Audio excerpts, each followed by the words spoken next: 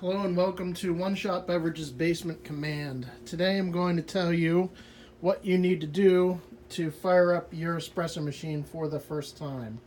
Now, if you're like a lot of people, you bought this thing at a online sale or a restaurant going out of business sale. Now you have something you know nothing about, but you always wanted one, and you're going to plug it in. So let's go over some of the things you need to do before you plug it in. First is taking off the panels, which this little unique is not hard at all. You got 4 screws on the top.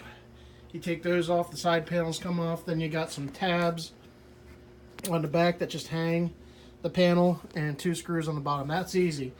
But with these Ranchilios and some of the other ones, they have plastic side panels, and you'll have 1 screw that holds a tab. And if you don't take that screw off and you try to rip it off, you just busted a $100 panel. You can get them, but you don't want to do that.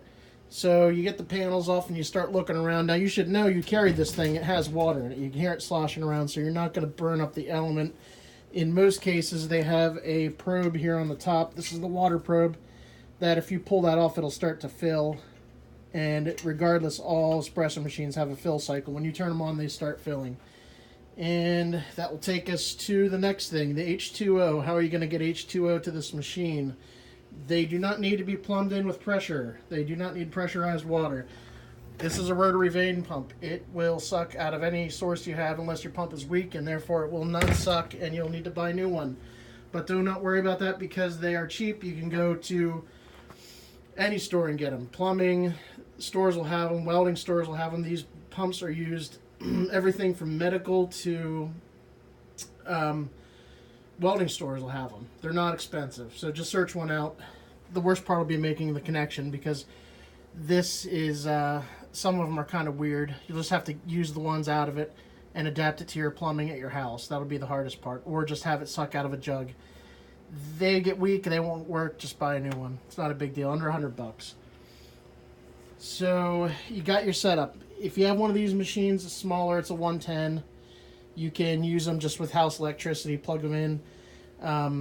If you have a 220 unit, something that's bigger, a double unit, you're going to need to take it to your dryer outlet and plug it in there. So don't worry about your machine says it's 208 or 220 and you're plugging it into a 240 dryer outlet. It doesn't matter. It's not going to short anything out. So when you plug this thing in, you got to be ready for the fact that it's going to leak something. I've never had one not leak anything. So just get your area ready for water to come out. So now that you have it plumbed in, bucket of water, plugged in, you're going to hear it run. You're going to turn your power switches on. There's always a power switch and a heater switch. Maybe turn the power on first just to hear that cycle run. And what's going to happen is you're probably going to hear the pump humming. And you're going to wonder why that's doing that. Because this machine has probably sat a long time. And it will not turn without you helping it first. On the back of these motors here, there's a slotted screw. This machine, this type of machine, you can't get to it. But this one you can. So there's a slotted screw on the other side. That is the shaft. Just give that thing a spin and it's going to start pumping. That's one of the failures you might have right away. So it's going to pump full of water, go through its cycle, then shut off.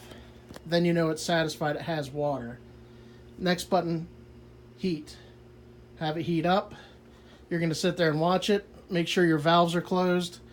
See the steam one here? It's open right now. Close it off. Same with the hot water because you're going to lose all your steam and you'll be sitting there for a half hour wondering why it hasn't heated up.